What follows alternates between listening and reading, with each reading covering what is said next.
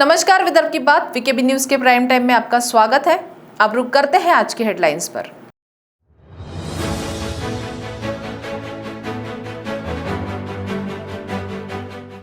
चंद्रपुर महानगर पालिका की सर्वसाधारण सभा में हुआ जोरदार हंगामा। भाजपा और कांग्रेस के पार्षद आपस में भिड़े।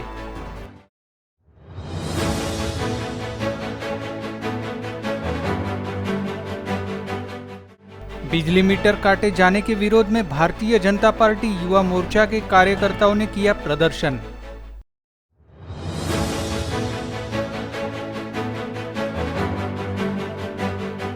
और नागपुर के मानेवाड़ा परिसर में एक सीसीटीवी वीडियो के जरिए उड़ी भूत की अफवाह।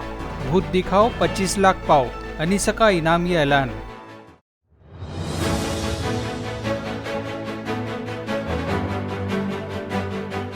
और अब खबरें विस्तार से। चंद्रपुर महानगर पालिका में आयोजित सर्वसाधारण सभा में गुरुवार को जोरदार हंगामा किया। इस दौरान भाजपा और कांग्रेस के सदस्यों के बीच तू मैमे का विवाद गालियों तक पहुंच गया, जिसके बाद सभा को स्थगित करना पड़ा।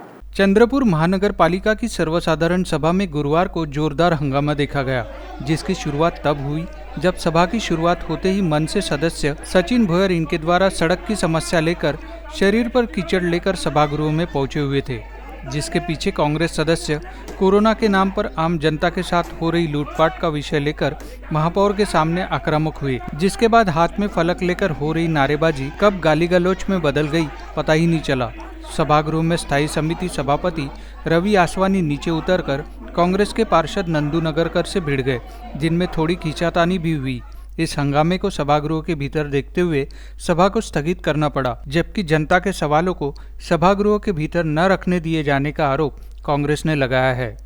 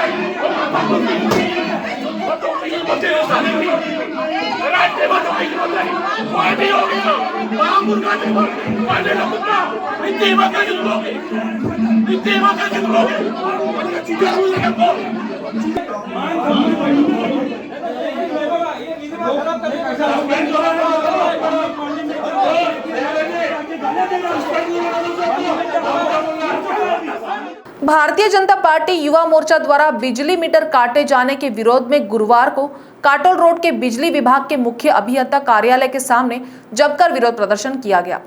इस दौरान गरीब और सर्वसामान्य जनता के घर के बिजली मीटर न काटे जाए, ऐसा निवेदन भी मुख्य अभियंता को दिया गया। कमी करा,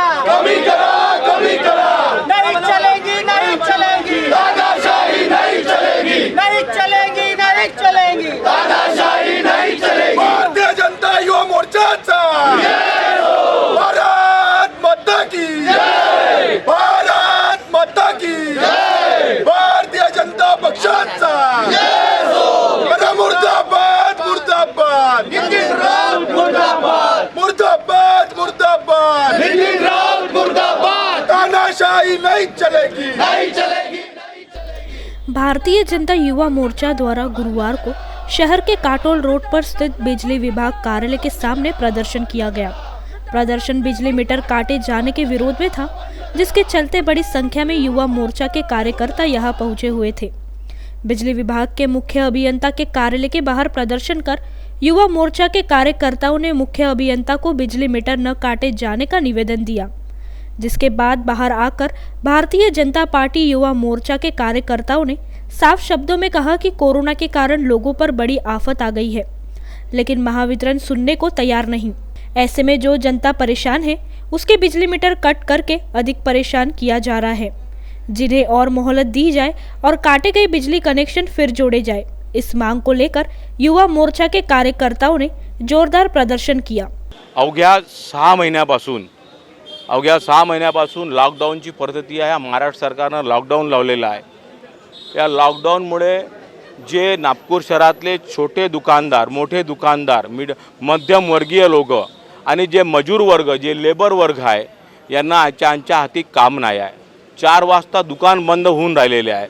ज्यांना 10,000 पगार होता त्यांना 5,000 पगार झाला. आज 5,000पैकी 2,500 त्याला पिपा होते आणि 2,500 तो आपल्या पोराचे शिक्षण करण का आणि घर चालवण का, असा हा प्रकार झाला आहे.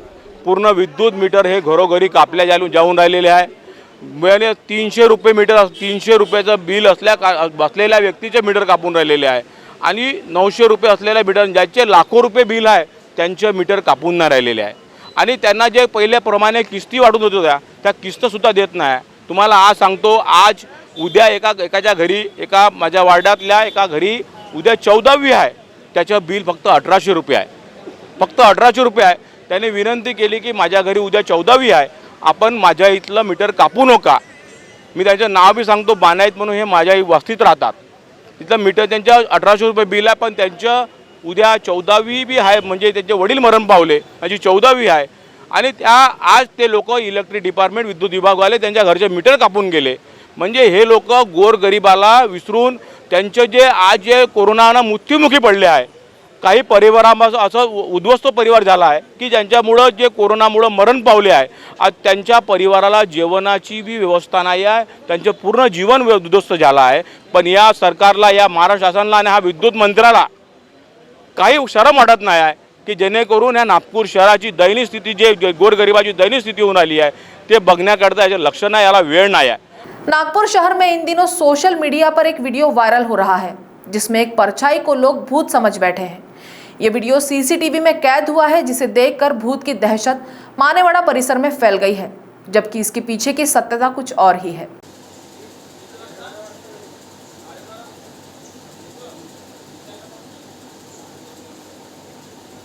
इस वीडियो को देखकर हर कोई यही बोल रहा था कि ये भूत है, जबकि गौर से देखने के बाद पता चलता है कि ये किसी कीड़े की सफ़ेद परछाई है जो सीसीटीवी में कैद हुई और लोगों ने इसको भूत से जोड़ दिया। इन दिनों नागपुर में ये सीसीटीवी फुटेज ज़ोरों से वायरल हो रहा है और हर और यही चर्चा है कि मानेवाड़ा के करीब एक वीडियो में भूत दिखाई दे रहा है। इस बात की अफवाह ऐसी फैली कि ज़्यादातर लोगों ने इस वीडियो को देखने के बाद भूतों के अस्तित्व को ही मान लिया, जबकि सीसीटीवी एक्सपर्ट बताते हैं कि जब विद्युत दाब कम होता है तब नेगेटिव फिल्म तैयार होती है जो सफ़ेद रंग की दिखाई देती है। ये उसी का परिणाम है जिसे भूत से जोड़ा जा रहा है। अशी माहिती आम्हालाही प्राप्त झालेली होती। लोकांनी आम्हाला काही 1-2 लोकांनी फोन करून सांगितलं होतं की त्यांना अशा प्रकारची काही माहिती भेटलेली आहे। कोणी एक ॲटोवाला आहे मेसराम म्हणून, त्यांच्या काही सीसीटीव्ही फुटेजमध्ये असं चित्र दिसलेलं आहे। अनुषंगानं आम्ही वस्तीमध्ये जाऊन पाहणी केली, पेट्रोलिंग केली, असं काही आम्हाला आढळून आलेलं नाही आहे आणि आम्ही पण तो व्हिडिओ चांगल्यानं बघितलेला आहे। त्याच्यावरून असा आम्हाला अंदाज येते की एखादा पक्षी आहे तो त्या कॅमेऱ्यावर बसला असावा आणि तो पक्षी तिथून उडाला, किंवा पाण्याचा एखादा थेंब आहे तो थेंब त्या कॅमेऱ्यावर पडला असेल आणि तो तिथून घसरत तो पडलेला आहे खाली। असा कोणताही प्रकार तिथं आम्हाला दिसून आलेला नाही आहे आणि तिथे आम्ही लोकांना समजावलेलं आहे, कुणालाही काही भिण्याची गरज नाही आहे। हे सर्व अंधश्रद्धेचा विषय आहे, असं कोणताही प्रकार तिथं काही नाही आहे, म्हणून लोकांनी कोणालाही तिथे भिण्याची गरज नहीं है। नागपुर शहर के मानेवाड़ा का ये वीडियो वायरल होते ही लोगों ने कहानी बनाना शुरू कर दिया और शुरू हुई भूतों के दहशत की चर्चा। जब अंधश्रद्धा निर्मूलन समिति के पास ये विषय गया तो अनीस के लोगों ने इसकी जमकर जांच पड़ताल की, जबकि भूत दिखाने वाले व्यक्ति को उन्होंने 25 लाख का पुरस्कार घोषित कर दिया। जी घटना नागपूरला नुकतीच घडलेली आहे अजनी पोलीस स्टेशन अंतर्गत चापले लेआउटमध्ये, त्या ठिकाणी घटना अशी आहे की एका घरी तिथे CCTV कॅमेरे लागलेले आहे आणि 19 जुलैला रात्री 12:36 त्यांच्या CCTV कॅमेरे जे लावलेले आहेत त्यांनी TV वरती ज्यावेळेस बघितलं त्यावेळेस त्यांना एक आकृती दिसली। ती आकृती चालत चालत जाते आणि वरती हवेमध्ये गायब होते। ही घटना कशी घडली याची तपासणी करण्याकरता आमची चमू त्या ठिकाणी गेली। त्यावेळेस आमच्या असं लक्षात आलं की त्यांच्या बाजूलाच एक दोन घराआड इलेक्ट्रिकचा पोल आहे आणि इलेक्ट्रिक पोलवरचं कनेक्शन यांच्या घरी पण सुद्धा येते, CCTV कॅमेरा लागलेला आहे। तो इलेक्ट्रिक पोलवरचं त्याच दिवशी 12 जुलैला रात्री 12:30 वाजता तिथे स्पार्किंग झालं आणि पूर्ण वायर जळाला. आज त्यांनी नवीन वायर त्या ठिकाणी लावलेल्या आहे त्या घराला. त्याचं कनेक्शन यांच्या घरी असल्यामुळे साहजिकच ते स्पार्क झाल्यामुळे यांच्या घरी जो CCTV कॅमेऱ्याचा जो बॉक्स ठेवलेला आहे तो रात्री थरथरला असा. त्यामुळे घरचे लोक जागे झाले आणि त्यांनी आपल्या CCTV कॅमेऱ्याच्या माध्यमातून आणि TV मध्ये त्यांनी त्याची प्रतिमा बघितली, त्यांच्या इमेजेस बघितली. त्यावेळेस त्यांच्या असं लक्षात त्या कोणीतरी प्रतिमा चालत येते आणि ती वरतून गायब होते. याची ज्यावेळेस त्यांनी सकाळी चर्चा केली त्यावेळेस लोकांचं असं म्हणणं की हा भूत आहे, हा भूताचा प्रकार आहे, लोकांनी सांगितलं, घरच्याचं म्हणणं नाही. आणि मग तिथे त्या लोकांनी सांगितलं या ठिकाणी एक 6 वर्षापूर्वी किंवा 12 वर्षापूर्वी एका मुलीने आत्महत्या केलेली होती आणि तिचा आत्मा या ठिकाणी फिरत आहे. या ठिकाणी एक पडीत घर आहे, या ठिकाणी काही चिंचेचे झाडंसुद्धा या परिसरामध्ये आहे. तर या ठिकाणी भूताटकीचं वातावरण, भूत या ठिकाणी दिसतं. अनेक अशा घटना झालेल्या, लोकांनी ती गोष्ट भरवली आणि मग लोकांनी भूत आहे म्हणून त्याची एक अफवा त्या ठिकाणी तयार झाली. त्याचा परिणाम पोलीस स्टेशनला त्या लोकांनी तक्रारी केल्या आणि पोलिसांना ज्यावेळेस मी भेटलो तिथले ठाणेदार विनोद चौधरी, त्यांचं साफ म्हणणं आहे की माझ्याकडे घरच्या कोणत्याही व्यक्तीची तक्रार आलेली नाही. खरं म्हणजे भूताचं अस्तित्व जगामध्ये नाही. बहरहाल शहर के मानेवाड़ा में अब भी ऐसे ज्यादातर लोग हैं वो दहशत में हैं।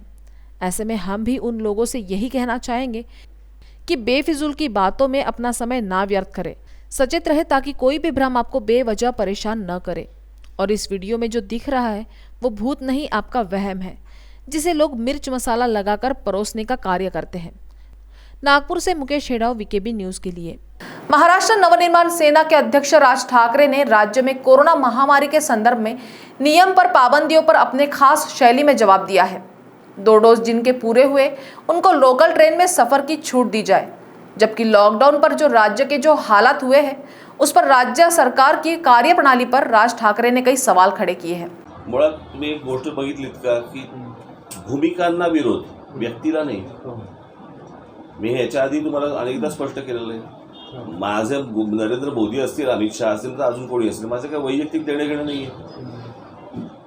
ज्या भूमिका मला नाही पटल्या त्यांचा मी सरळ विरोध केलेला आहे आणि ज्या भूमिका मला त्यांच्या पटल्या त्याचं अभिनंदन पण केलं आहे, त्याचं समर्थन पण केलं आहे. त्या समर्थनार्थ मी मोर्चाही काढलेला आहे, हे विसरू नका. मला असं वाटतं जे पटत नाही ते पटत नाही सांगणं गरजेचं आहे आणि जे पटतं ते मोठ्याने पण सांगणं गरजेचं आहे की पटतं. यात काही चुकीचं आहे का? हे सगळ्या गोष्टी सांगताना छक्केपंजे करू का? आवश्यकता नाही आहे. या निवडणुकांसाठी पालिकेमध्ये काही ठिकाणी वेगवेगळे पक्ष सत्तेत आहेत. मुंबईत शिवसेना आहे, पुण्यात भाजप आहे, आणखी तर मनसेच्या तुझं एवढं दाखवणार आहेत का रे? टार्गेटवरती कोण असेल सर? कोणाच्या टार्गेटवरती? आपल्या जो टार्गेटवर टार्गेट असेल त्याच्यावर टार्गेट असेल. राज्य कारभाराबाबत तुम्ही कायम बोलत असता. कोणाबद्दल? राज्य कारभार एकूण कसा चालला पाहिजे या अनुषंगाने बोलत असता. आता सध्या उद्धव ठाकरेंवरती टीका होते आहे की ते ॲक्सेसिबल नाहीत किंवा उत्तर देत नाहीत. औरंगाबादला नाही, मला मुख्यमंत्री किंवा त्यांचे मंत्री ॲक्सेसिबल आहेत का नाही आहेत याच्याशी लोकांनाही काही देणं घेणं नसतं. पण राज्य ज्या प्रकारे चाललं पाहिजे किंवा राज्यामधल्या ज्या काही सोयी सुविधा ज्या काही लोकांना पुरवल्या गेल्या पाहिजेत. आता साधी गोष्ट, आता काहीतरी ते रेल्वे सुरू करत आहेत. मी याच्या अगोदर मी पत्र दिलेलं होतं की ज्यांची दोन्ही वॅक्सिन झालेली आहेत त्यांना रेल्वे प्रवास का नाही करून देत.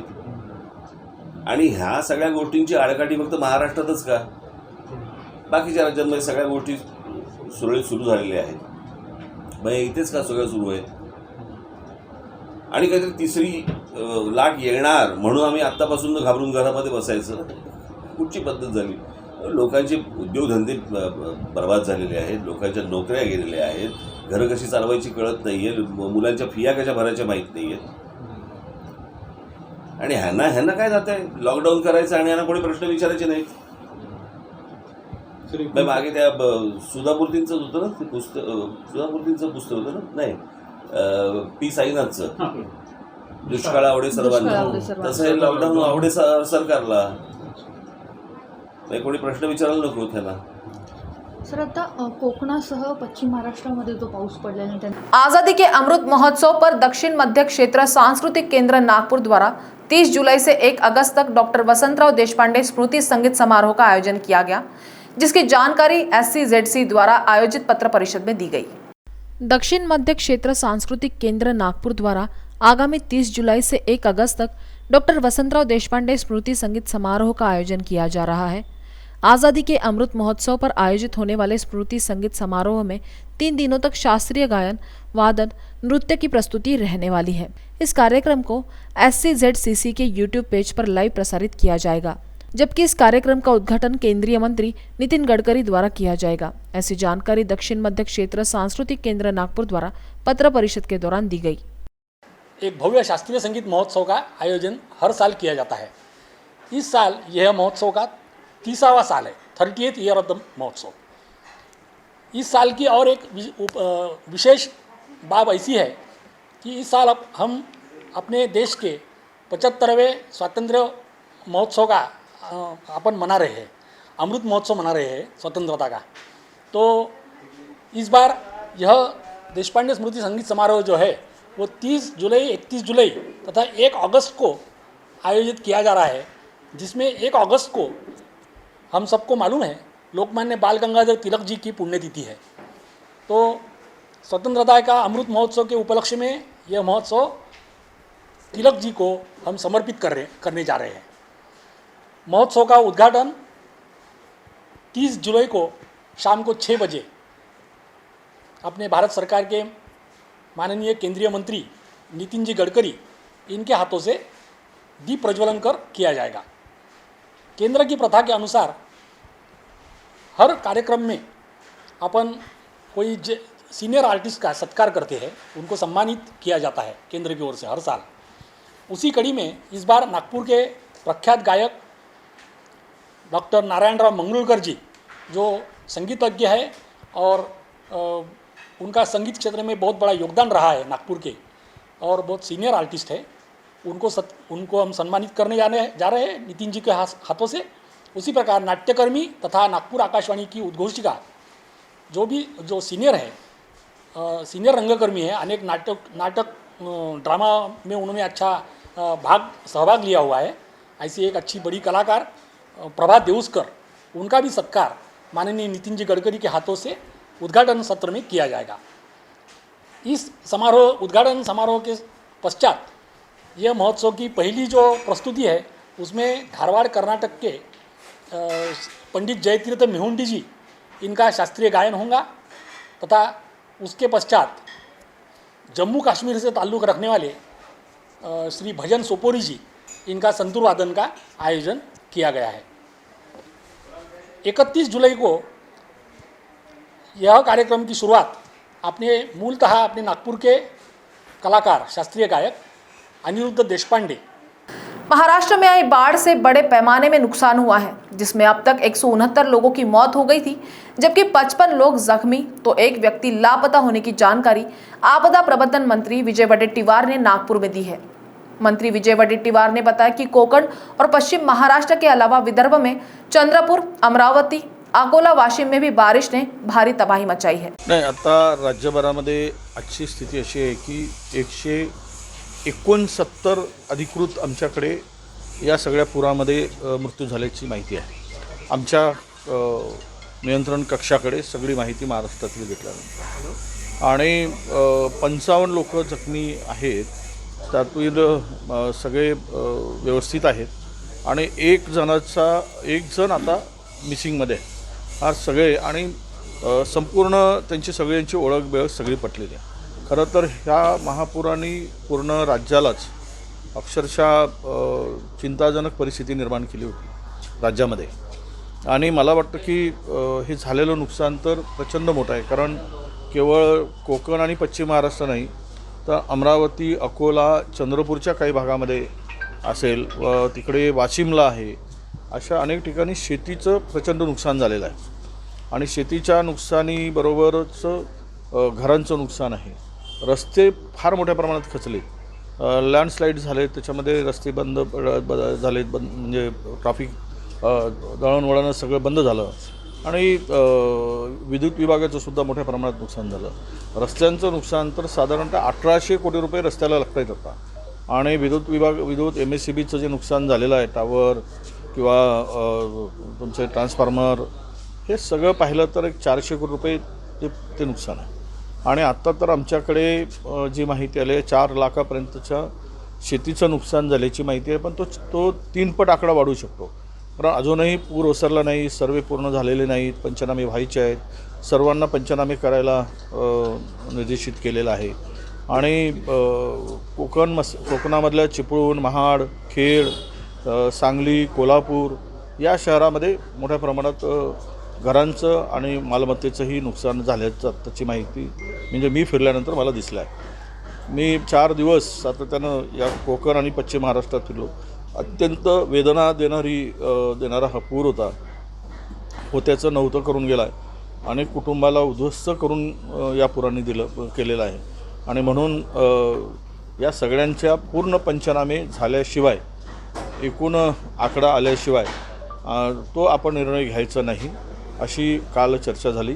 आणि तातडीनं 10,000 रुपये त्या कुटुंबाला लगेच उद्यापासून रिलीज करा, त्या लोकांना तातडीनं त्या कुटुंबाला मदत करायची एक निर्णय काल झाला.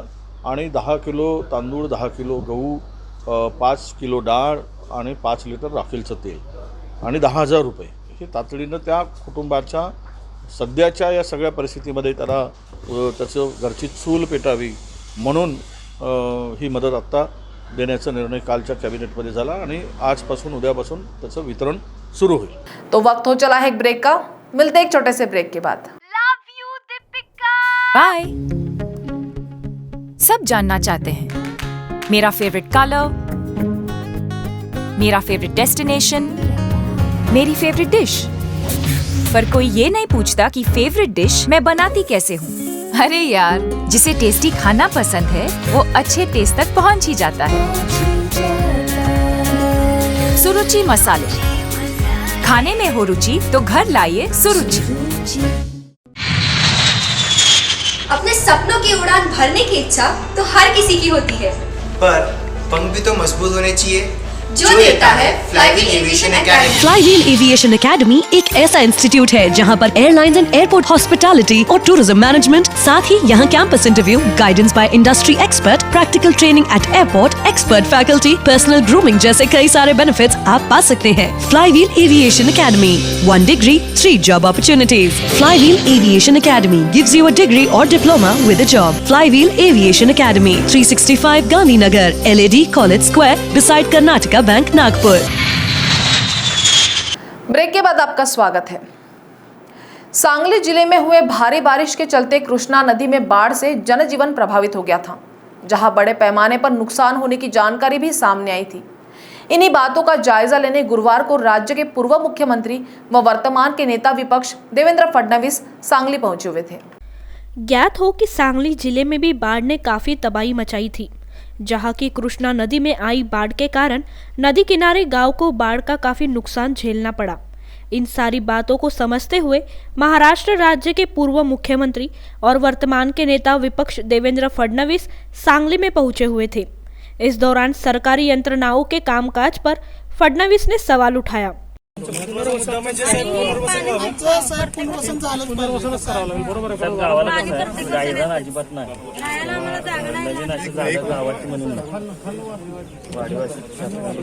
सरकारी जागा असेल नाही, कुठलीच नाही गावात.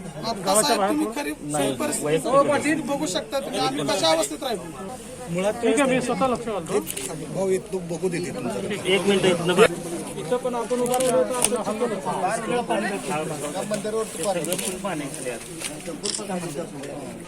पुन्हा एकदा खूप मोठं नुकसान आपल्या या अक्कलकोट गावाच्या शेतीचं या ठिकाणी झालेलं पाहायला मिळालं. 2019 मध्ये अशाच प्रकारचा पूर आला असताना आपण त्यावेळेस निर्णय केला की एनडीआरएफच्या निकषाच्या पलीकडे जाऊन शेतकऱ्यांना मदत करायची. वाहून गेलेली जमीन असेल, खरडून गेलेली जमीन असेल, पिकाची नुकसान भरपाई असेल, कर्ज स्थगित करणं असेल, अशा सगळ्या बाबी आपण शेतकऱ्यांकरता त्यावेळी केल्या. घरांना देखील मोठ्या प्रमाणात नुकसान भरपाई दिली. जोपर्यंत नवीन घरकुल होत नाही तोपर्यंत भाड्याचे पैसे दिले. आणि ज्या ज्या प्रकारे आपण मदत करता येईल तो करण्याचा प्रयत्न केला. दुर्दैवाने 2च वर्षात पुन्हा एकदा तसंच एक आसमानी संकट हे आपल्या या गावावर आलाय. आणि आम्ही सरकारच्याकडे पाठपुरावा तोच करतोय की शेवटी एनडीआरएफचे काही नियम असतात, त्या नियमानुसार सर्व पैसा आपल्याला केंद्रातून मिळत असतो, पण राज्य सरकारने परिस्थिती ओळखून त्या परिस्थितीमध्ये त्या जीआरच्या बाहेरचे जीआर काढायचे असतात आणि लोकांना मदत करायची असते. आता ज्याचा उल्लेख झाला, एकट्या या अंकलखोप गावामध्ये मागच्या काळातल्या नुकसान भरपाईमध्ये आपण 22.5 कोटी रुपये ही नुकसान भरपाई या ठिकाणी दिली. आज तीच परिस्थिती आहे. आज पुन्हा शेती संपूर्णपणे पाण्याखाली गेल्यामुळे पिकाचं नुकसान झालंय, शेतीचं नुकसान झालंय, काही ठिकाणी जमीन खरडून गेली आहे. मोठ्या प्रमाणात पुन्हा शेती योग्य जमीन तयार करावी लागणार आहे आणि वेगवेगळ्या प्रकारे कोणाच्या घराचं नुकसान झालंय, कोणाच्या दुकानांचं नुकसान झालंय, छोट्या व्यापाऱ्याच्या व्यवसायाचं नुकसान झालंय आणि म्हणून पुन्हा एकदा राज्य सरकारने तात्काळ या संदर्भातली मदत करावी. अशा प्रकारची जी आपली मागणी आहे ती रास्त आहे. मी स्वतः, प्रवीणजी, खासदार साहेब, आम्ही सगळे याचा पाठपुरावा करू आणि मागच्या वेळेस सारखी नव्हे तर त्याहीपेक्षा जास्त मिळू शकली तर ती मदत इथे कशी मिळेल याकरता सरकारकडे पाठपुरावा करून आपल्याला पूर्ण ती मदत मिळवून देण्याचा प्रयत्न करू. बाढ़ग्रस्त परिस्थितियों का जायजा नेताओं ने लेना चाहिए, लेकिन उनके साथ कलेक्टर हो या अधिकारी, ऐसी मांग नेताओं द्वारा नहीं करनी चाहिए. ऐसा जवाब राज्य के उप मुख्यमंत्री अजित पवार ने दिया है, जो बाढ़ग्रस्त जिलों में नेताओं और वीआईपी के दौरों के सवाल पर भड़क उठे, जबकि अधिकारियों को कार्य करने का समय मिले, ये भी अजित पवार ने इस दौरान कहा.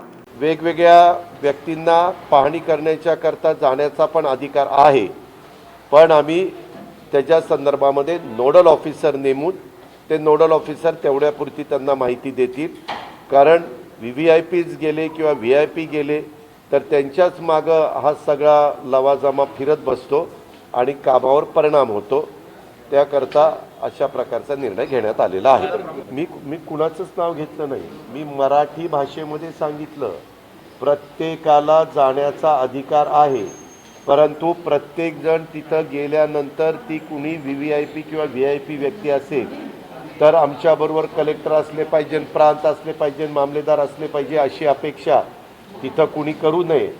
तिथं नोडल ऑफिसर नेमण्याच्या सूचना केलेल्या आहेत, नेमलेले पण आहेत, ते त्यांना माहिती देतील, एवढंच सांगितलं. मी बाकीचं काहीच बोललो नाही. कोरोना के कारण बड़ी मात्रा में आर्थिक संकट से परेशानियों को देखते हुए राज्य सरकार ने एक बड़ा निर्णय लेते हुए निजी स्कूलों की फीस 15% कम करने का निर्णय लिया है. बुधवार को राज्य मंत्रिमंडल की बैठक में ये निर्णय लिया गया, जिसमें शिक्षा विभाग ने निजी स्कूलों की फीस 15% तक कम होगी, ऐसी सूचना शिक्षा मंत्री वर्षा गायकवाड़ ने दी. इस दौरान वर्षा गायकवाड़ ने बताया कि जल्द ही 15% फीस कटौती का अध्यादेश राज्य सरकार द्वारा निकाला जाएगा. सर्वांना नमस्कार. आपल्या सगळ्यांना माहिती आहे की आजच्या मंत्रिमंडळाच्या बैठकीमध्ये सातत्याने आम्हाला जो एक प्रश्न विचारला जायचा की शालेय शुल्क बाबतीमध्ये काय निर्णय घेतला गेला होता. तर मला सांगायला हवं की आजच्या कॅबिनेटमध्ये, आजच्या मंत्रिमंडळाच्या बैठकीमध्ये शालेय शुल्क जे आहे ते 15% कमी करण्याचा निर्णय जो आहे तो राज्य मंत्रिमंडळाने घेतला. आणि आपल्यालाही माहिती आहे की राजस्थानची जी माननीय सर्वोच्च न्यायालयाची केस आहे त्यामध्ये जो निकष ठेवलेला आहे त्याच तऱ्हेचा निकषसुद्धा आपण या ठिकाणी राज्य मंत्रिमंडळाने स्वीकारलेला आहे. आणि मला वाटतं याच्या माध्यमातून मुलांना मोठ्या प्रमाणामध्ये दिलासा मिळेल, पालकांना मोठ्या प्रमाणामध्ये दिलासा मिळेल आणि याच्या अधिसूचना जी आहे ते येणाऱ्या 2 ते 3 दिवसामध्ये आम्ही याच्या संदर्भामध्ये जे आहे ते लेखी शाळांना कळवू. परंतु आज हा निर्णय घेतलेला आहे की आज शालेय शुल्क जे आहे ते 15% कमी करण्यासंदर्भात. म्हणजे पालकांनी आधीच फीस भरल्या त्यांना कशा प्रकारे नाही, याच्यामध्ये असं आहे की या वर्षासाठी आता आपण करत आहोत आणि आता सध्या आपलं जे आहे ते आपण या संदर्भामध्ये निर्णय घेतलेले आणि त्या पुढे काय केलं पाहिजे त्या संदर्भामध्ये आपण नोटिफिकेशन किंवा इतर मार्गातून आपण त्या संदर्भामध्ये क्लॅरिफिकेशन येणाऱ्या काळामध्ये देऊ. पण आज आम्ही असा निर्णय घेतलेला आहे की ज्यांनी आहे त्यांना 85% फी भरावी, 15% त्यांना जे आहे त्या परीक्षेत म्हणजे आपल्या ह्या शुल्कातून जे आहे ते सूट देण्यात येईल. आणि आपल्याला माहिती आहे की सर्वसाधारणपणे जे आहे ते आपण अगोदरच सांगितलं होतं मागच्या वर्षीसुद्धा की कोणी फी वाढवू नये आणि त्यामुळे मला नाही वाटत की यावर्षी कोणी तशा तऱ्हेचं केलेलं असेल. आपण यावर्षी जी फी आहे त्या फीमध्ये जी ठरलेली आहे त्याच्यामध्ये जे 15% आहे ते शुल्क कमी करण्यासंदर्भामधला निर्णय घेतलेला आहे. त्यामुळे मला वाटतं याच्या बाबतीमध्ये पालकांनासुद्धा मोठ्या प्रमाणामध्ये एक आशा होती आणि आपण सगळेजण जाणता की माननीय सर्वोच्च न्यायालयामध्ये सुद्धा सांगण्यात आलं होतं की या संदर्भामध्ये महाराष्ट्र सरकारने निर्णय घ्यावा आणि तो निर्णय आज आम्ही घेतलेला आहे. नाही, त्या संदर्भामधलं आम्ही सगळं जे क्लॅरिफिकेशन आहे ते आम्ही येणाऱ्या काळामध्ये जसं आहे तुम्हाला सांगितलं मी आम्ही देणार आहोत. आज आम्ही असा निर्णय घेतलेला आहे, जसं मी सांगितलं की 15% शुल्क जे राजस्थानचं जे सर्वोच्च न्यायालयाचं जजमेंट आहे त्यानुसार कमी करण्यासंदर्भामधला आता निर्णय घेतलेला आहे. येणाऱ्या काळामध्ये बाकीच्या ज्या गोष्टी संदर्भामध्ये जे क्लॅरिफिकेशन आहे ते येणाऱ्या काळामध्ये आम्ही आपल्या सर्वांना देऊ. नाही, तेच सांगते मी, या सगळ्या संदर्भामधलं जे पण क्लॅरिफिकेशन आहे ते आम्ही येणाऱ्या काळामध्ये आमच्या देऊन टाकू, आपल्या सगळ्यांना उपलब्ध करून देऊ. सध्या आम्ही आज हा निर्णय घेतलेला आहे की 15% जे आहे ते शुल्क कमी करण्यासंदर्भात. असं आहे की हा निर्णय राज्य मंत्रिमंडळाने घेतलेला आहे. सर्वोच्च न्यायालयामध्ये त्याच्या जे आहे ते आपल्या सर्वांना माहिती आहे की त्याच्या संदर्भामध्ये केस चालू आहे. सर्वोच्च न्यायालयाने सुद्धा या संदर्भामध्ये राज्य सरकारने निर्णय घेऊन आम्हाला कारवाईची जी आहे ती आम्हाला माहिती उपलब्ध करून द्यावी असं सांगितलेलं आहे. आणि एकदा राज्य सरकारने निर्णय घेतल्यानंतर सर्वोच्च न्यायालयामध्ये ही बाब ठरवल्यानंतर सुद्धा मला जर काही शाळा मानत नसतील तर त्यांच्यावरती नक्की या संदर्भामध्ये कारवाई करण्यात येईल. मुंबई के भिवंडी से एक ऐसी खबर सामने आ रही है जहां एक सांप के साथ यात्रियों को सफर करने पर विवश होना पड़ा। ये सफर भिवंडी से कल्याण तक यात्रियों के साथ किया और जब बस में सवार यात्रियों को सांप का पता चला तो यात्रियों के पसीने छूट गए। महाराष्ट्र राज्य परिवहन महामंडल की बस में तब अचानक हड़कंप मच गया जब यात्रियों से खचाखच भरी बस में सांप होने की बात यात्रियों को पता चली। फिर क्या था, यात्री परेशान हो गए, जिनके माथे से पसीना छूटने लगा। लेकिन चालक ने सतर्कता दिखाते हुए इस बस को शाहपुर बस डेपो के पास रोका और सावधानी पूर्वक यात्रियों को सुरक्षित निकालते सर्पमित्र की मदद से सांप को बस से बाहर निकाला। तस्कर बिनविषारी साप आहे, याला काय घाबरायचं, लोक बोलते मण्यार वगैरे साप, मण्यार वगैरे तसं काय नाही आहे, हार्मफुल नाही आहे. आता आपण नंतर याला वन खात्याला दाखवून नंतर त्याला आपण जंगलात सोडणार आहोत. माझ्याबरोबर आमचा हितेश आहे, हितेश करंजगावकर, तो आलेला आहे, तो आणि मी ते दोघांनी मिळून हा रेस्क्यू केलेला आहे. सुंदर साप आहे, पण लोक हा एवढा साप चावला तरी लोक शॉकने घाबरून मरतात. कळलं का, करतो काय हा, लक्षात घ्या काय बोलतोय मी. तुम्हाला ओळख म्हणजे मण्यार होता. बताया जा रहा है कि जब सांप की बात बस में यात्रियों को पता चली थी तब यात्रियों में भय का माहौल उत्पन्न हो गया था। ऐसे में इस पूरे घटना का विवरण बस चालक ने देते हुए सर्पमित्र का शुक्रिया अदा किया। काल मॉर्निंगला 10 वाजता मला फोन आला की बसमध्ये साप आहे आणि नागरिकांनी सुद्धा तो सापाला बघितलं होतं आणि बस कंडक्टर त्यांच्याच राईट साईडला तो साप होता आणि त्यांनी लगेचच ती बस साईडला घेऊन सगळ्या पॅसेंजर्सला खाली उतरून ती लगेचच कल्याण बस डेपोला नेली आणि आमच्या टीमला कॉल केला, दत्ता सरांना लगेच कॉल करून, आणि आमची टीम त्या स्पॉटवर पोचली कल्याण बस डेपोला आणि त्या सापाला रेस्क्यू केलेलं आहे. तिथल्या जे मेकॅनिक आहेत त्यांनी तो पत्रा काढून त्या सापाला आम्ही सेफली रेस्क्यू केलेला आहे आणि तो तस्कर जातीचा साप आहे, बिनविषारी साप आहे. त्यांनी आपल्याला काही त्रास नाही आहे, हार्मलेस स्नेक आहे आणि वन विभागाला कळून त्याला सेफली जंगलात रिलीज करून दिलेला आहे. नागपुर में गुरुवार 29 जुलाई को 23 मरीज कोरोना मुक्त हुए हैं। वहीं आज मौत का आंकड़ा 0 पर रहा, जो नागपुर वासियों के लिए राहत की बात है। वहीं आज 5757 लोगों की कोरोना जांच की गई, जहां 10 लोग पॉजिटिव पाए गए हैं। तो प्राइम टाइम न्यूज में आज इतना ही। आपसे कल फिर मुलाकात होगी, तब तक बने रहिए वीकेबी न्यूज के साथ। नमस्कार।